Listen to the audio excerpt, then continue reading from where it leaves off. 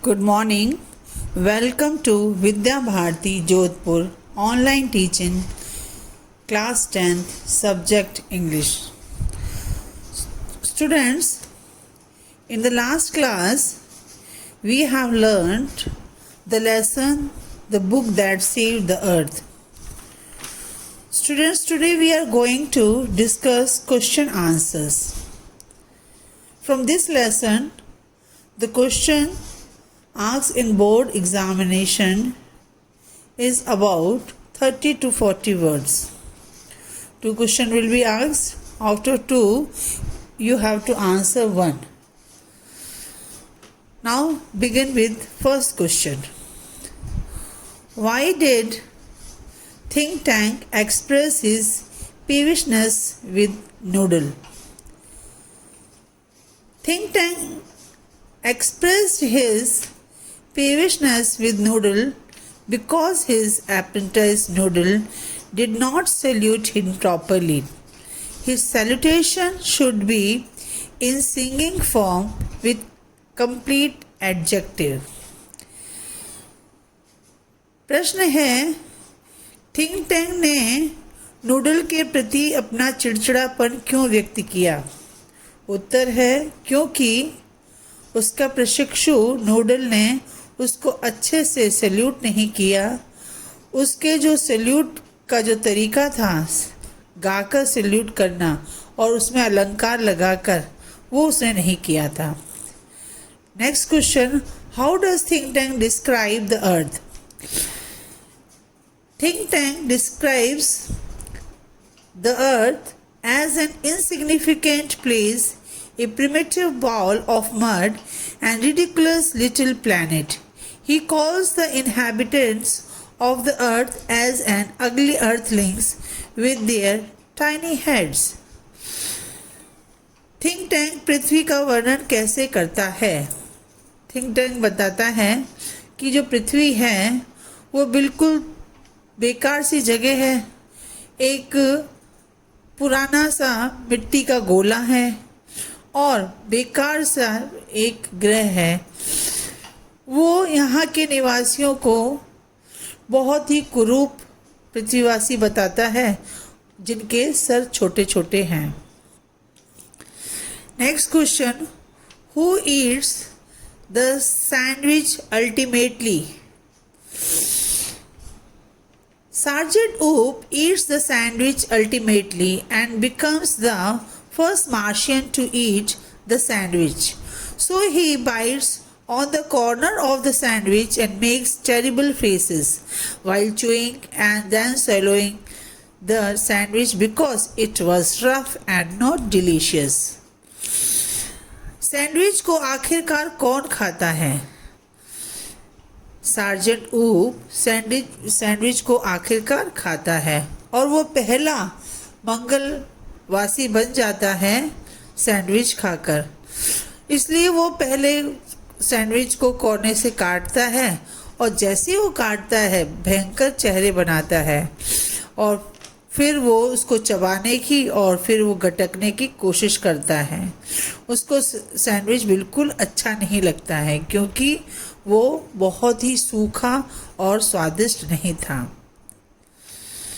Next question, how does think tank wish to be saluted? Think tank wishes to be saluted in this word, o great and mighty think tank, ruler of the Mars and her two moons, most powerful and intelligent creature in the whole universe. Think tank अपने लिए किस प्रकार का अभिवादन चाहता है? Think tank चाहता है कि उसका अभिवादन इन शब्दों से हो, ओ महान और शक्तिशाली थिंक टैंक, मंगल ग्रह के शासक और जिनके 2 चंद्रमा हैं, बहुत ही शक्तिवान और बहुत बुद्धिमान प्राणी इस पूरे के पूरे ब्रह्मांड में, इस प्रकार का वो अभिवादन चाहता है। नेक्स्ट क्वेश्चन, व्हाट डज ऊप थिंक अबाउट द लाइब्रेरी? ऊप thinks about the library that it may be a haberdashery, a shop where sewing articles are sold. He thinks about the books that they may be heads, so he opens a book and puts it on his head.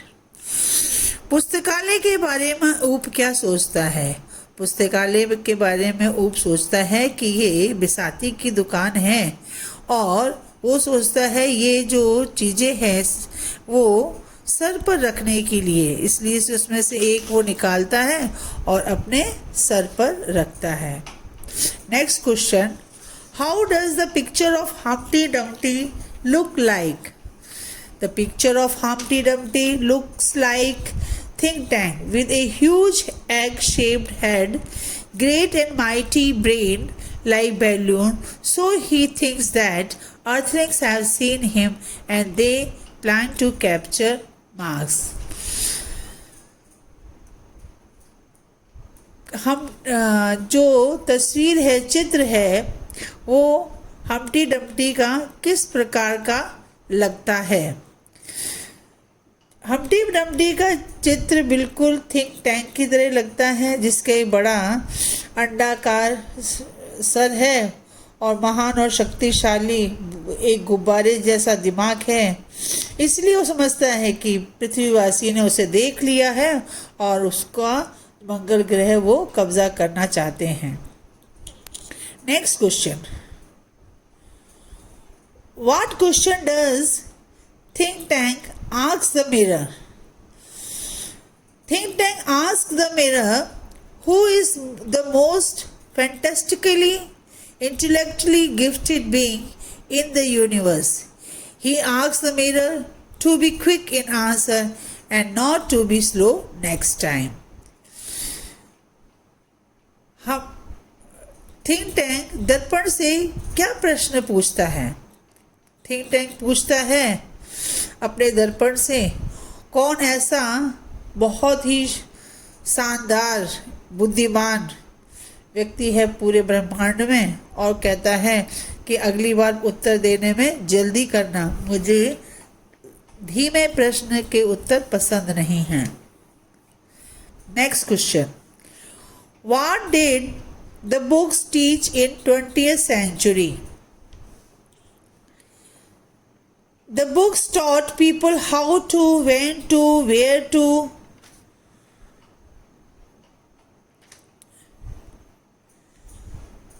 why to.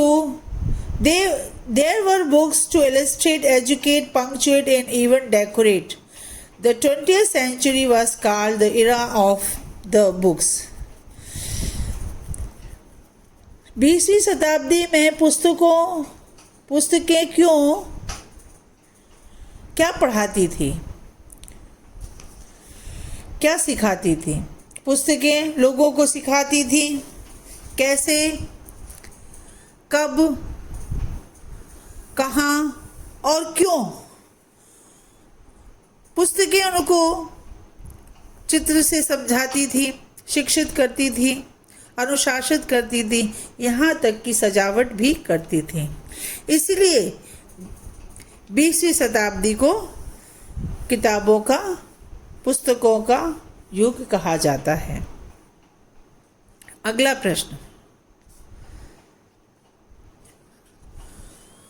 Who tried to invade the earth in 21st century? Martian tried to invade the earth in 21st century. Great and mighty think tank was the ruler and the commander-in-chief of Mars and sent Omega as a captain with Lieutenant Iota and Sergeant Oop to probe an attack on Earth. 21वीं शताब्दी में किसने पृथ्वी पर आक्रमण की कोशिश की? मंगलवासियों ने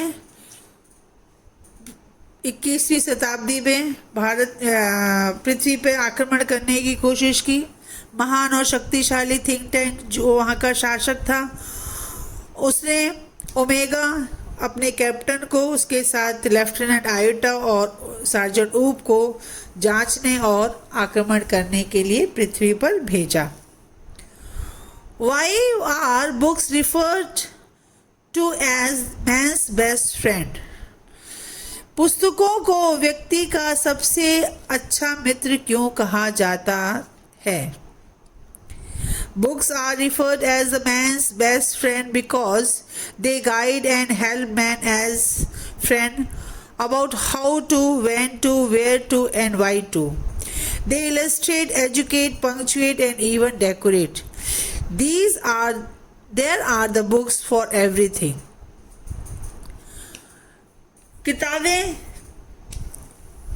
व्यक्ति को की एक सबसे अच्छी मित्र हैं, क्योंकि किताबें सिखाती हैं, उनको सहायता करती हैं एक मित्र की तरह, कैसे, कब, कहाँ और क्यों।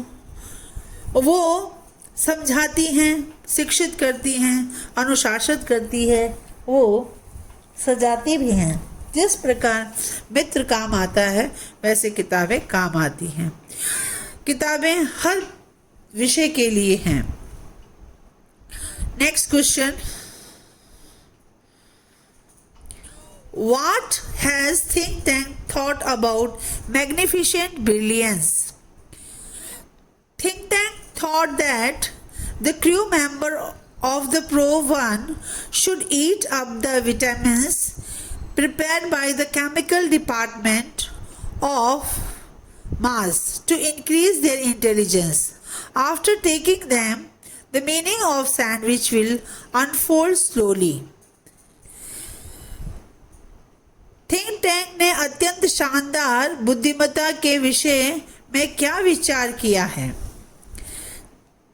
थिंक टैंक ने सोचा कि जो जांच दल गया है उनको विटामिन्स की गोलियां जो कि रासायनिक विभाग द्वारा दी गई हैं उनको लेना चाहिए, जिससे उनकी बुद्धिमत्ता बढ़ जाएगी। और उनको लेने के बाद में सैंडविच के जो भी राज हैं, जो भी अर्थ हैं, वो धीरे धीरे उनके सामने उजागर हो जाएंगे, खुल जाएंगे। What is the think tank planning about Earth? Think tank is planning to launch an attack on the Earth. So, he has sent Captain Omega, Lieutenant Iota, and Sergeant Oop to Pro-1 spacecraft. He wants to rule on the Earth also. Think tank की क्या योजनाएं थी पृथ्वी के बारे में, योजनाएं हैं पृथ्वी के बारे में? थिंक टैंक योजना बना रहा था कि किस प्रकार से वो पृथ्वी पे आक्रमण करेगा, इसलिए उसने जांचने के लिए कैप्टन ओमेगा को लेफ्टिनेंट आयोटा, सार्जेंट ऊप के साथ में जांचने के लिए भेजा। वो पृथ्वी पर भी शासन करना चाहता था। Next question,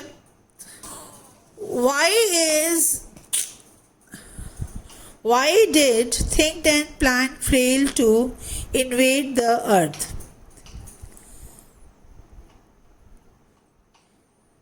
Think tank's plan failed to invade the Earth because the book of the rhymes Mother Goose frightened him.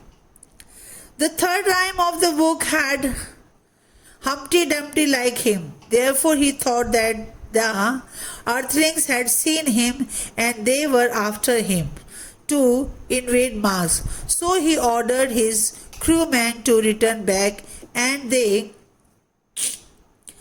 left Mars to Alpha Centauri. Think tank की योजना क्यों विफल हो गई आक्रमण करने की? थिंक टैंक ने प्लान किया था आक्रमण करने का, जो कि विफल हो गया क्योंकि एक कविता की पुस्तक मदर घूस से वो डर गया। उसकी तीसरी कविता, किताब की तीसरी कविता में हम्टी डम्टी जो जैसा ही था उसको देख के वो डर गया। इसलिए उसने सोचा कि ये तो मैं ही हूँ और पृथ्वीवासी मुझे देख लिया है और वो मेरे पीछे हैं, वो मंगल ग्रह पर आक्रमण करना चाहते हैं।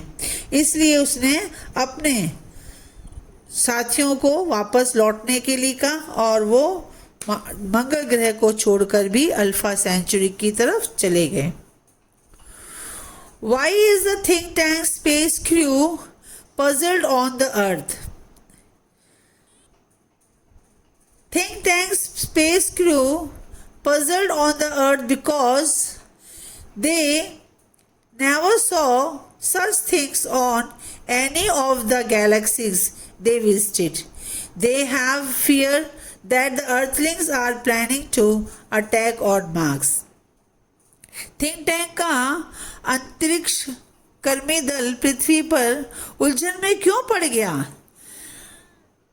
थिंक टैंक का अंतरिक्ष कर्मी दल उलझन में इसलिए पड़ गया क्योंकि उन्होंने किसी भी आकाशगंगा में ऐसी चीज नहीं देखी थी और वो जब उन्होंने उसको देखा फिर वो डर गए कि पृथ्वीवासी उन पे आक्रमण करने की योजना बना रहे हैं. Next question, how does nodal suggest think tank about the books?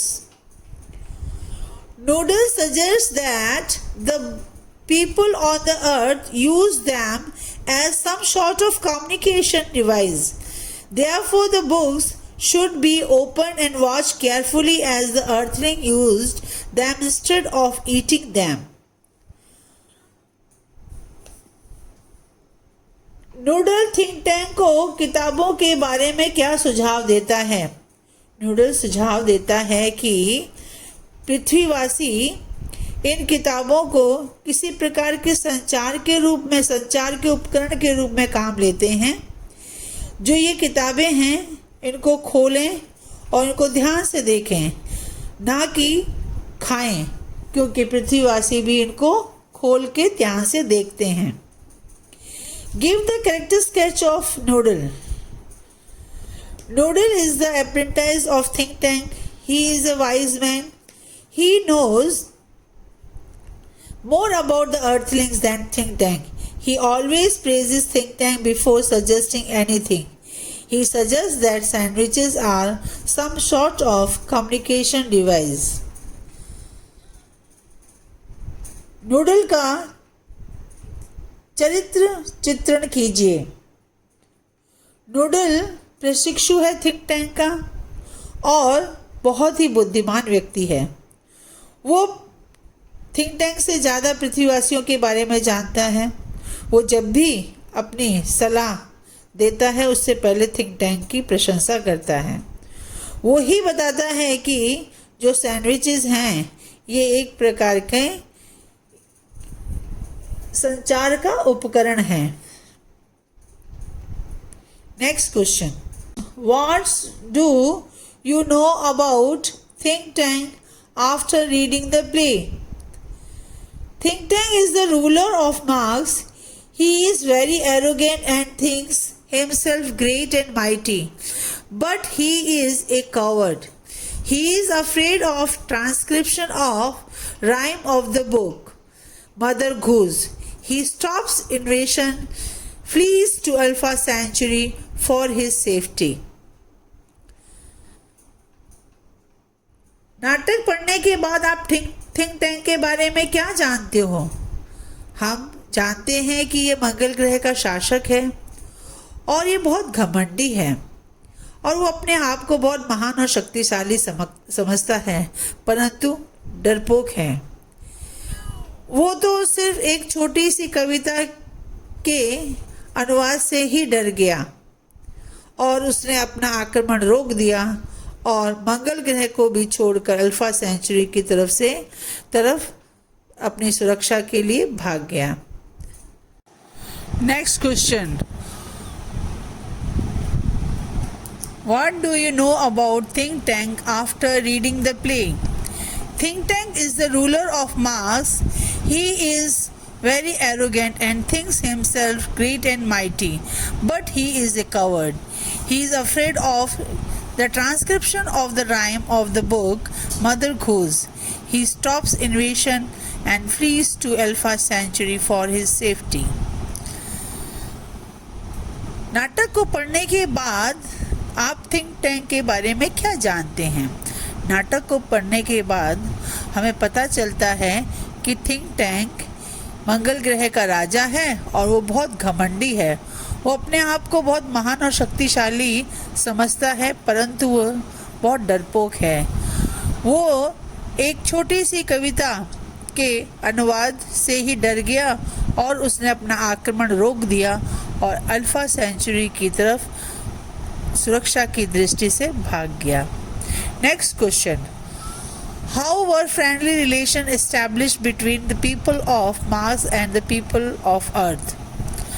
Friendly relation established between people of Mars and people of Earth in 25th century. Noodle became the ruler of Mars, and the people of the Earth resumed contact with the people of Mars and friendly with them. Earthling taught them the Martian how to read. They established a model library in Marsopolis, the capital of Mars.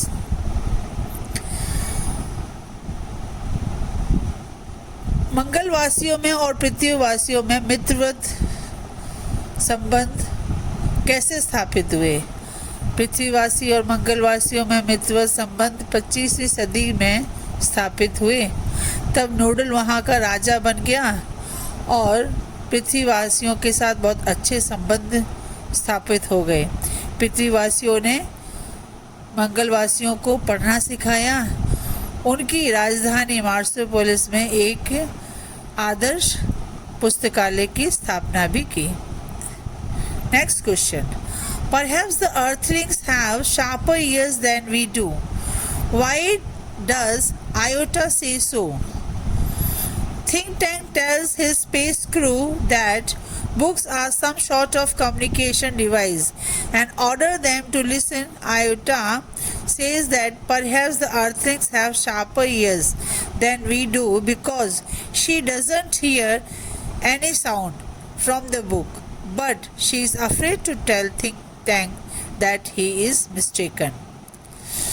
शायद पृथ्वीवासियों के कान हमसे ज़्यादा तेज हैं, ऐसा iota ने क्यों कहा?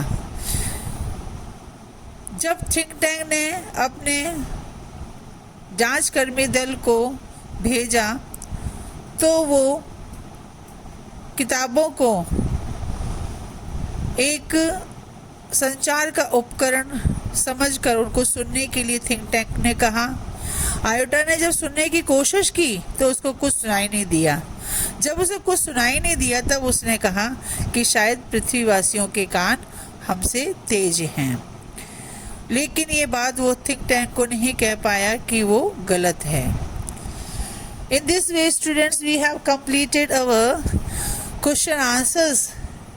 So you have to do all these question answers in your fair copy once and many times in your rough copy. You have to practice all the questions by heart.